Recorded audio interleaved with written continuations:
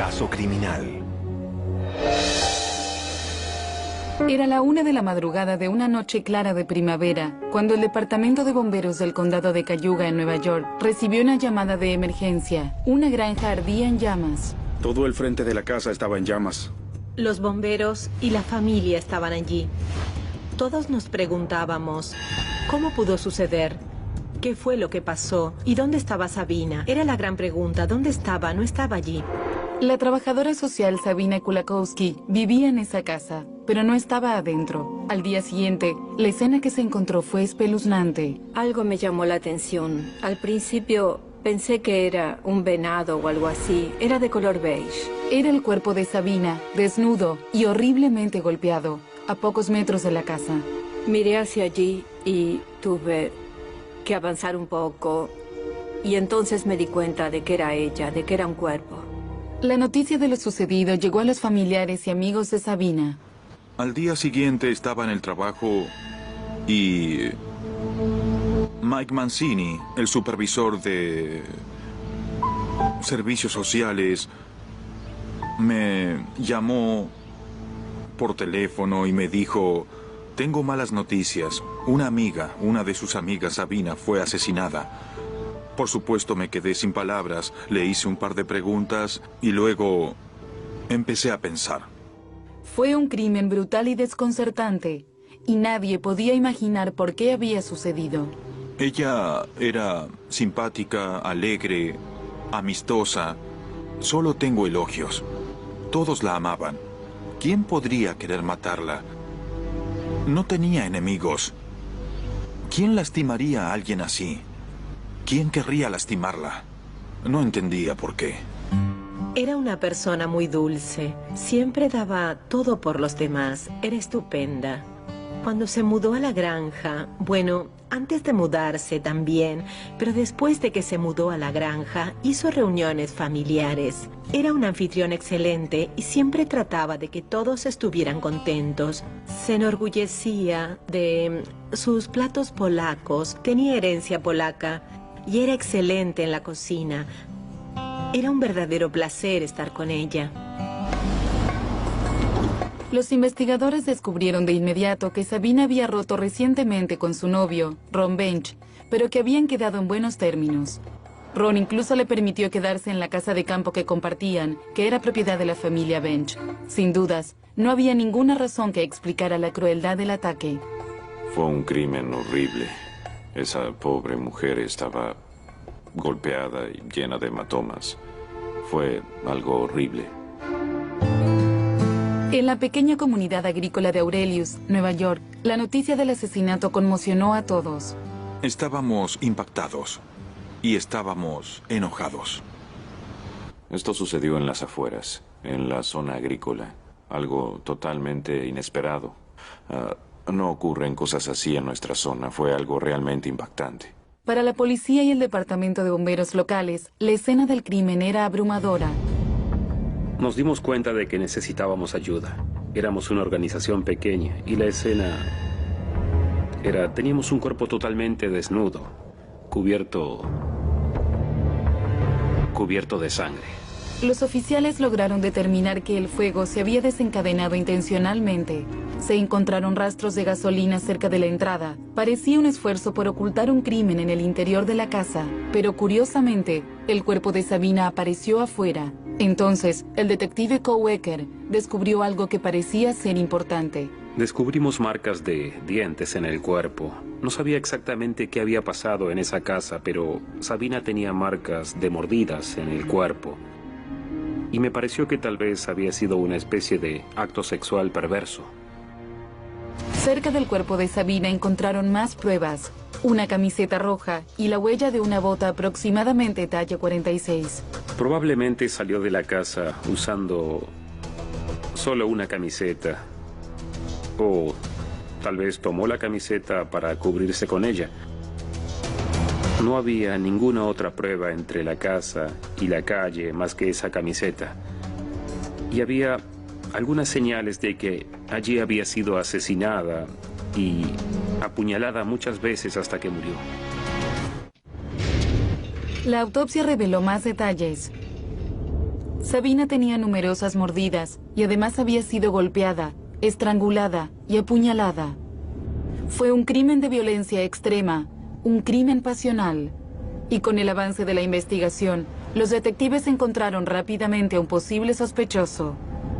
Desde el primero, segundo o tercer día, se concentraron básicamente en Roy Brown. Las primeras pistas los condujeron a un hombre llamado Roy Brown. Yo era un padre soltero, trabajaba vendiendo suscripciones para un periódico y supongo que era el tipo al que no le importaba nada. No me importaba nada de la ley, tuve muchos enfrentamientos con el juzgado familiar y todo lo demás. Conocí la diferencia entre la justicia y la injusticia. Que Roy fuera sospechoso tenía sentido para los trabajadores sociales colegas de Sabina, que a menudo trabajaban con situaciones familiares complicadas. Ya tenían experiencia con él. Había sido arrestado por llamar al Departamento de Servicios Sociales y amenazar con matar a los ocupantes del edificio de oficinas del condado de Cayuga, donde estaba la dependencia del servicio social.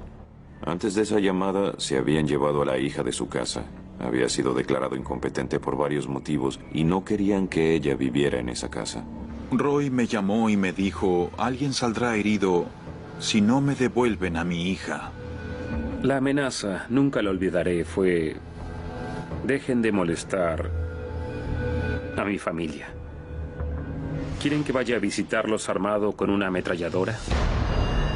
Roy Brown pasó un tiempo en la cárcel por esas amenazas. Lo liberaron unos días antes de la muerte de Sabina y estaba furioso por la injusticia de su situación. Estaban equivocados. Las personas con poder siempre abusan de él. Pero yo no pensaba quedarme con los brazos cruzados como todos los demás. En una entrevista exclusiva con Caso Criminal, él habló de esa época. En ese momento estaba fuera de control, por así decirlo. Roy admitió que en esa época muchos lo veían como un hombre rudo y agresivo. Cuando las cosas no están bien, no puedo evitar ponerme algo agresivo. Creyeron que como había ido a la cárcel por ser violento cuando salió, eligió a alguien al azar y lo mató. Aunque Sabina no tenía asignado ese caso, trabajaba en la oficina de seguridad social que le había quitado a Roy Brown la custodia de su hija. Y eso fue suficiente para citarlo a un interrogatorio. Cuando los policías me interrogaron, les dije que ni siquiera conocía a esa mujer. Nunca estuve en ese pueblo en toda mi vida. Desde el momento en que Brown entró a la sala, el detective Ecker sintió que algo no estaba bien. Me miró y se sonrió como si fuera a decir: hola, ¿cómo se encuentra hoy? Su dentadura era muy mala. Le faltaban la mitad de los dientes. Antes de hacer entrar a Brown, Ecker revisó las marcas de mordeduras analizadas en la autopsia. Cuando vi las marcas, yo pensé que era una buena dentadura y los dientes quedaron marcados en el cuerpo. Según la opinión de Ecker, la dentadura incompleta de Brown no parecía coincidir con las marcas del asesino. Además, notó que Roy era de contextura pequeña y sus pies parecían de una talla mucho menor que las huellas número 46 que se habían encontrado en la escena del crimen. Simplemente pensé, nada coincide con él. No creo que sea la persona que estamos buscando. El resto de los presentes no estuvo de acuerdo conmigo. No les gustó lo que yo les dije. Sin ninguna explicación de sus supervisores, retiraron a Ecker del caso unos días más tarde. Mientras tanto, otros investigadores continuaron interrogando severamente a Roy Brown. Tenía muchos antecedentes, arrestos y condenas por varios delitos, incluyendo posesión de drogas y armas y cosas por el estilo. Tenía un historial de violencia y era un sujeto agresivo. Se identificaba a sí mismo como un criminal y hasta dijo que era capaz de matar gente. Capaz de matar a la gente que culpaba por haberle quitado a su hija. La policía estaba convencida de que Roy Brown era su hombre. Era el típico chico malo y no tenía muchos amigos. Tal vez él era su peor enemigo. Ni siquiera su abogada defensora confiaba en él. Escuché la grabación de la llamada que había hecho a los servicios sociales un año atrás y por la que pasó un año en prisión. Era intimidante. Pensé, no sé si quiero conocer al señor Roy Brown al que debo representar. Pero había algo más acerca de él. Brown tenía confianza y era casi arrogante cuando aseguraba que era inocente. Cuando me preguntaron si precisaba un abogado, les dije que no necesitaba a nadie porque no había hecho nada. Solo se necesita un abogado cuando eres culpable. No pensé que fueran a arrestarme. Pensé que podría demostrarles que yo no era el asesino y así me dejarían ir. Roy fue a la estación de policía a hablar con los oficiales y se quitó la camisa. Sin duda esperábamos que alguien involucrado en una pelea como esa, alguien que participó de un crimen, tuviera marcas defensivas. Pero Brown no tenía marcas y los investigadores no pudieron relacionarlo con ninguna prueba en la casa de Sabina. A medida que avanzaba la investigación, Brown cooperó completamente y entregó voluntariamente muestras de cabello y de sangre. La policía tomó huellas de sus zapatillas y las impresiones de sus dientes. Dijo, tomen todo, yo no lo hice, solo quiero limpiar mi nombre. Adelante, tomen todo, hagan lo que quieran. Cooperó en todo lo necesario. Pero una de las pruebas derivó en uno de los grandes hitos del caso. Las marcas de los dientes de Roy resultaron coincidir perfectamente con las mordidas en el cuerpo de Sabina. La fiscalía descubrió entonces que Roy tenía un historial de mordeduras. Realizamos varias entrevistas con su ex esposa y con su concubina, y ambas dijeron que era violento. Las mujeres mencionaron que cuando estaba enojado las había mordido severamente en varias ocasiones y ellas quedaron aterrorizadas. What sort of information did they ask you for? Our whole background, but then they just focused on biting. Los fiscales tenían ahora pruebas sólidas que respaldaban sus sospechas. El 4 de junio de 1991, Roy Brown fue arrestado y acusado del homicidio de Sabina Kulakowski. El caso de la fiscalía se basaba en la idea de que A. Había amenazado a trabajadores sociales. B. Sabina Kulakowski era trabajadora social. Y C. Las mordeduras aparentemente coincidían con la dentadura de Roy Brown. El fiscal de distrito, Paul Carbonaro, decidió pedir una segunda opinión sobre esas marcas. Contactó al Dr. Lowell Levine, un experto forense de renombre que trabajaba para la Policía Estatal de Nueva York. Una de las cosas que se deben tener en cuenta sobre las heridas por mordeduras es que solamente se pueden dejar marcas si se tienen dientes. Es totalmente imposible que alguien deje una marca si no tiene dientes. Al señor Brown le faltaban 2 dientes, y en eso me basé para decir que, en mi opinión, el señor Brown no podía haber causado esas heridas. La conclusión del Dr. Levine de que las marcas no pertenecían a Roy Brown era preliminar, pero aún así la comunicó a la fiscalía. Debíamos tener eso en cuenta. Era algo muy importante. Pero resultó que ese era un año electoral.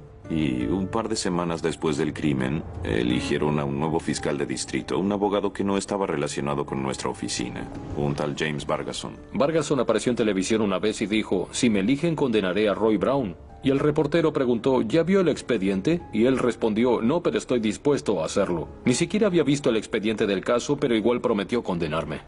El caso le fue asignado al nuevo fiscal de distrito, James Vargason, durante su primer mes en el cargo. No empezó con una multa de tránsito, ni con un robo, ni por alguien que conducía ebrio. Empezó su carrera como fiscal con el caso de homicidio contra Roy Brown. Él prometió condenarme. No podía aceptar perder este juicio. Toda la comunidad estaba pendiente de él, por así decirlo. El nuevo fiscal no siguió en contacto con el Dr. Levine por el tema de las mordidas. Le mostré mis conclusiones preliminares y las razones en las que me basaba. Él tomó la evidencia y se fue. Esa fue toda mi participación en el caso. En cambio, la fiscalía aceptó la declaración del odontólogo forense local, que aseguró que Roy Brown era el hombre que había mordido a Sabina. Y de esa manera, empezaron el juicio. Fue un crimen que se hizo muy conocido. Sabina Kulakowski era una trabajadora social muy querida. Y de repente aparece asesinada brutalmente en su casa. Un homicidio realmente increíble. Y era un año electoral. Había mucha presión sobre las autoridades para cerrar el caso. Desde el primer día, el público dentro de la corte estaba claramente dividido. Su familia estaba ahí y ellos estaban de un lado del recinto y nosotros estábamos del otro lado. Nosotros los mirábamos y ellos nos miraban. Nosotros Tratábamos de quitarle a su hijo, de lastimar a su hijo, y estábamos enojados con ellos porque él había cometido un asesinato terrible. La fiscalía describió a Roy Brown como un hombre frío y violento que buscaba venganza. Un hombre que no tenía coartada para la noche del crimen.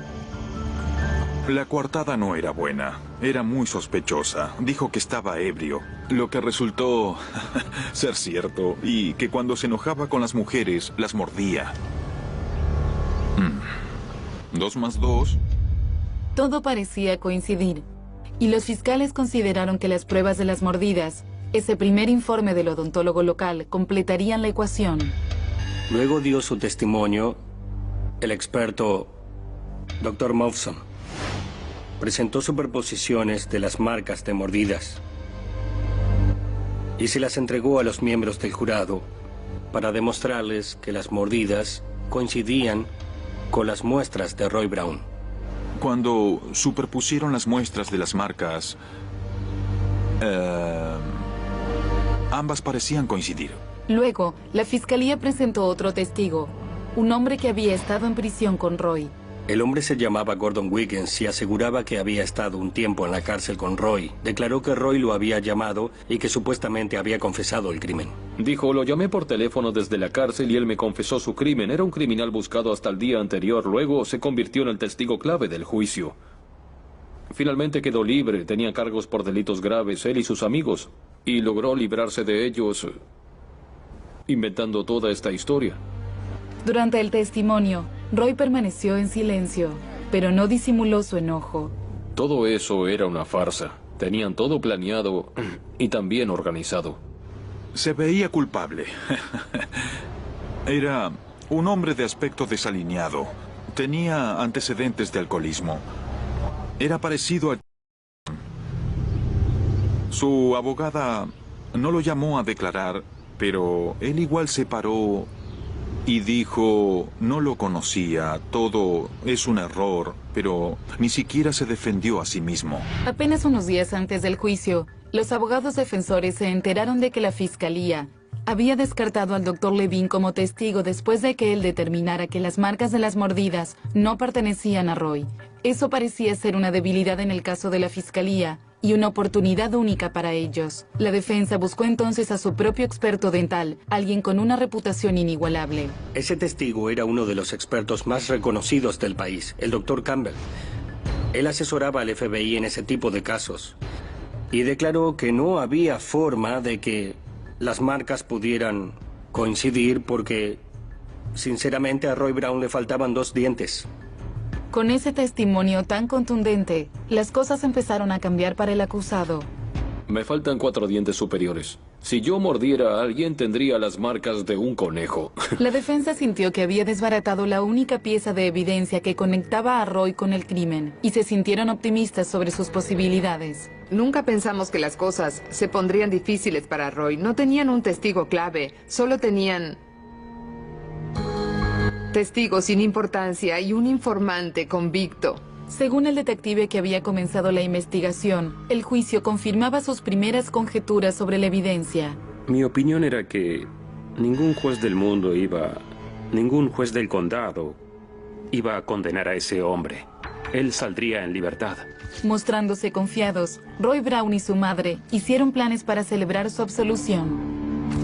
Su madre preparó pasta con albóndigas para después de la absolución. Irían a su casa a almorzar luego de que la verdad saliera a la luz y lo declararan inocente.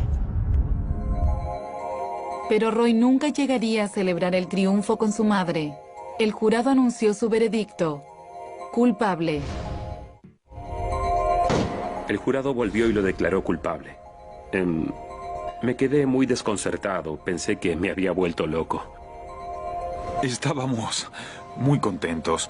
Estábamos felices porque habían encontrado al asesino y lo habían condenado. Aún así, no todos estaban seguros de que habían condenado al hombre correcto.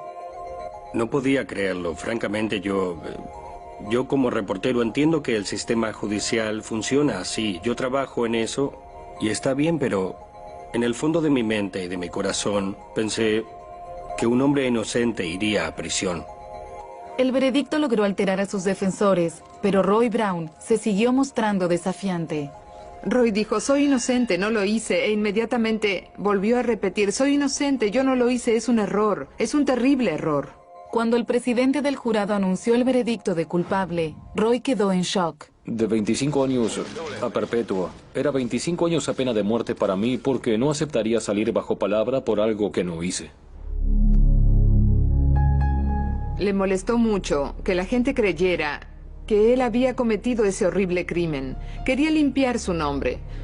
No solo no quería ir a prisión, sino que quería que la gente no creyera que era esa clase de hombre, que sus hijos no creyeran que era así. La defensa solicitó una apelación. Éramos optimistas sobre la apelación, aunque no muchas apelaciones lograban revertir una condena por homicidio.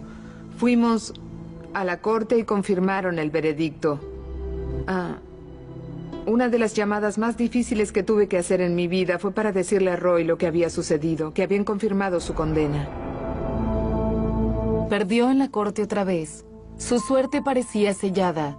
Roy Brown estaría encerrado por un largo tiempo. Pero entonces sucedió algo notable. La vida carcelaria transformó a Roy. Ese hombre rudo y alcohólico se convirtió en un consejero de rehabilitación que ayudaba a los demás internos.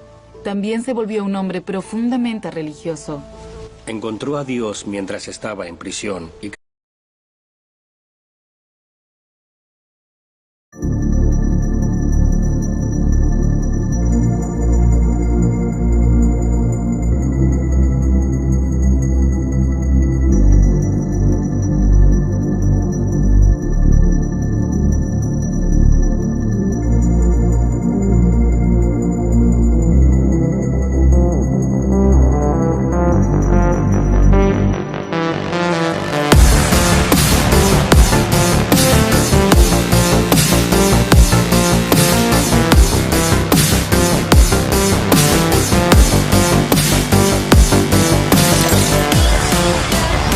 que eso le dio un poco de paz, pero aún así siguió tratando e intentando de encontrar una clave para salir de allí. Después de unos años, Roy pensó que los avances en los estudios de ADN podían ser esa clave.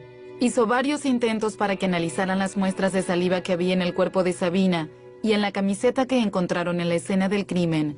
Estaba seguro de que las pruebas de ADN lo liberarían, pero sus solicitudes fueron denegadas una y otra vez.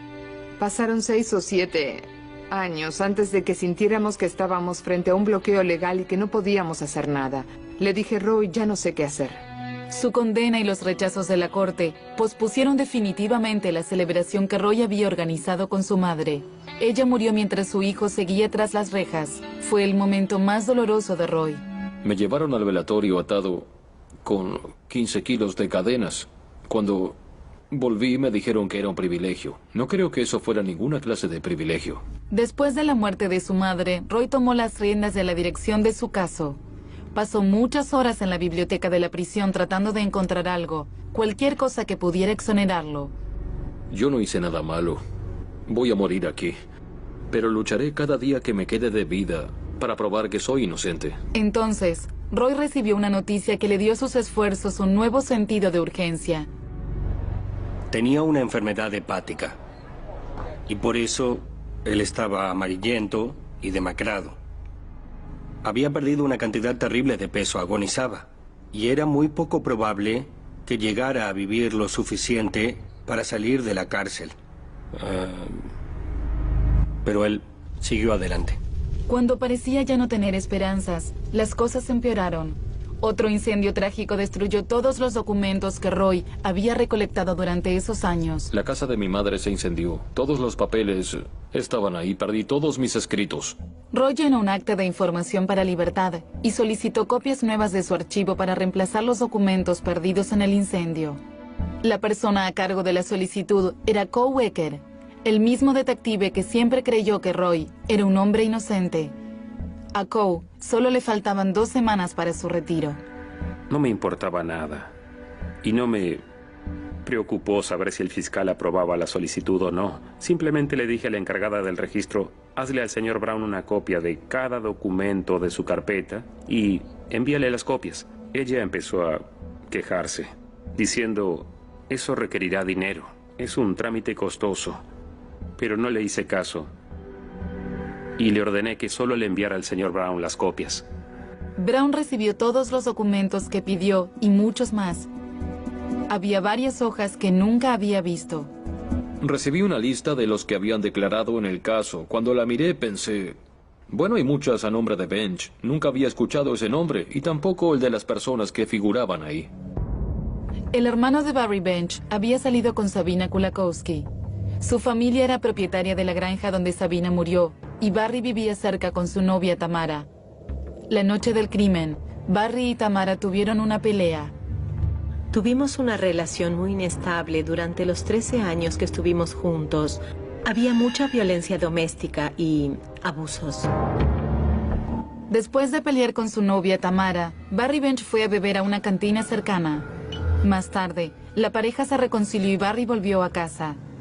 Fue en ese momento que Tamara notó algo fuera de lo normal. Un bombero dedicado desconectó el monitor por el que recibía los avisos para combatir los incendios. Traté de conectarlo y él me dijo, no lo conectes, déjalo así. Estaba demasiado ebrio, demasiado cansado y no quise molestarlo, no me preocupe más. Solo que él contestaba las llamadas sin importar si estaba ebrio o no. Era muy inusual, sí. No podía recordar que lo hubiera dejado desconectado ni una sola vez. Aunque Barry no respondió a la emergencia, él y Tamara visitaron el lugar más tarde. En la declaración de la novia ella dijo que fueron a ver el incendio, pero él estacionó a mitad del camino y comenzó a revisar unos arbustos.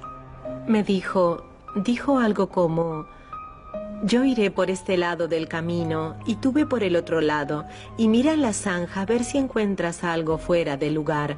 Y me pareció extraño, pero igual lo hicimos. Él caminó por un lado, yo fui por el otro. No tenía idea de qué buscaba. Podía ser cualquier cosa que pareciera inusual o fuera de lugar. Caminamos hasta el auto y no encontramos nada. Después de una década en prisión, esta era información nueva para Roy Brown. Él dijo que supo de inmediato qué debía hacer para recuperar la libertad.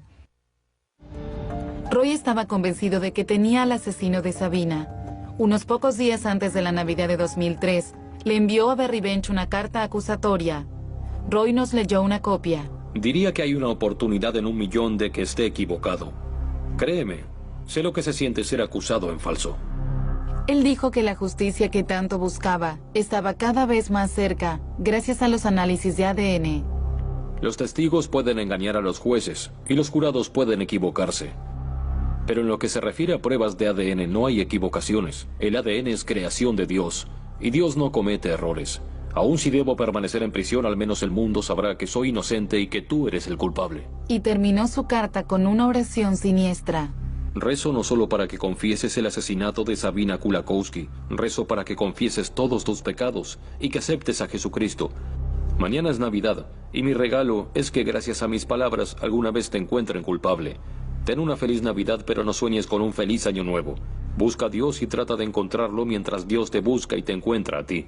Los guardias vinieron y dijeron, el sargento quiere verte. Y cuando entré a su oficina tenía una carpeta con una copia del sobre y de la carta. Y me dijo, ¿tú enviaste esto? Pensé que estaba en problemas por hostigamiento. Y él me dijo, si tú le enviaste, quiero que sepas que ese hombre se ha suicidado.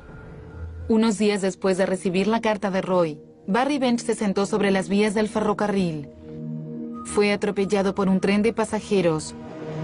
Roy asegura que a pesar de que sabe que su carta pudo provocar el suicidio de Barry, no siente absolutamente ninguna culpa. No me importa para nada ese maldito. Él me mandó a prisión de por vida, así que no me importa para nada lo que le pasó. Roy llenó una petición para desafectar su condena basada en la declaración jurada recientemente descubierta sobre Barry. Fue denegada y recurrió a su abogada Kathy Karlovitz. Finalmente teníamos algo con qué trabajar. Y le dije, Roy, no hagas nada más. Podrías perjudicar el caso, no hagas nada más. Karlovitz y su estudio trabajaron en el caso de Roy en forma gratuita durante años. Ella estaba segura de que ese acontecimiento cambiaría las cosas. Cuando encontramos la declaración jurada de Barry Bench y de Tamara, pensé que debíamos ir a hablar con ella otra vez.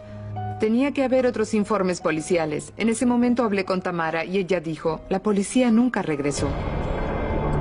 Los abogados de Brown no podían creer que nunca interrogaran a Tamara y que no le hicieran una pregunta básica sobre su novio Barry. ¿Era mordedor? Era algo que experimenté durante los años que estuve con él, sí. Nunca se lo preguntaron. Obviamente nuestro investigador le dijo, ¿alguna vez Barry la mordió? Sí, me mordió, tenía marcas de sus dientes. Una vez se puso furioso y me mordió el pecho. Nunca le preguntaron eso. Y sin duda, si el jurado hubiera sabido que había otra persona cercana al lugar, cercana en el tiempo, que conocía a la mujer que vivía en la casa de su familia y que mordía a su novia cuando estaba enojado, creo que el veredicto del caso podría haber sido diferente.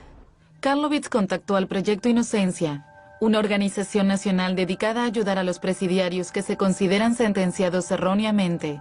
La abogada de Proyecto Inocencia, Nina Morrison, quedó conmovida por el compromiso de Kathy con su cliente y además consideró que las pruebas podían señalar la posible inocencia de Roy. Hay dos cosas que me llamaron la atención. Primero, Roy había sido condenado en base a las marcas de mordidas, algo que para el Proyecto Inocencia es una llamada de atención sobre una sentencia equivocada. Y la otra cosa destacable sobre este caso era que Roy le escribiera una carta a Barry Bench, el hombre que él consideraba como el asesino, y que, según me dijo Kathy, se suicidó poco tiempo después. Era una oportunidad para Roy Brown, pero como su sentencia se confirmó en varias ocasiones, lograr otra oportunidad en la corte no era algo muy seguro. En este caso, muchos habitantes del condado de Cayuga pensaban Roy Brown es culpable, no hay motivos para hacer una prueba. Enfrentábamos una batalla para convencerlos de que la ciencia podía desmentir lo que ellos creían del caso. Roy luchó durante 12 años para revertir su condena. Pero entonces, la batalla de Roy por la justicia se convirtió en una carrera. Su hígado fallaba, agonizaba. Finalmente, en 2006, la solicitud de Proyecto Inocencia para hacer una prueba de ADN fue aprobada. El elemento de prueba más relevante que analizamos fue el camisón que usó la víctima la noche en que fue asesinada. Era una camiseta de manga larga, que tenía manchas de sangre, pero lo más importante es que tenía restos de saliva en los lugares en los que el asesino había mordido claramente a la víctima a través de la tela. Era evidente que si el examen de ADN no coincidía con el de Roy, sería una prueba contundente de su inocencia. Y lo más importante, se podría comparar el ADN con el de Barry Bench o con el de cualquiera.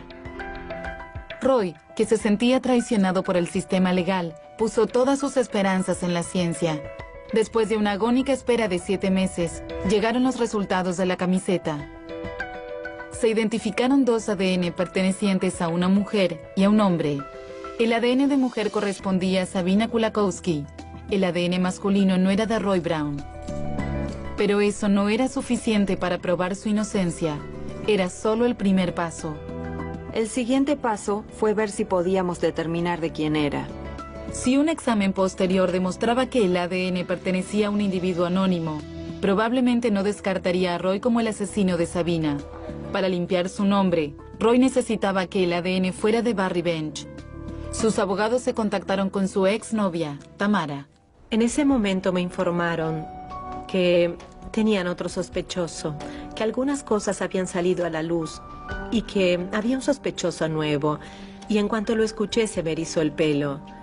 Pensé que diría que era Ron. Pero entonces dijeron, sí, creemos que fue Barry Bench.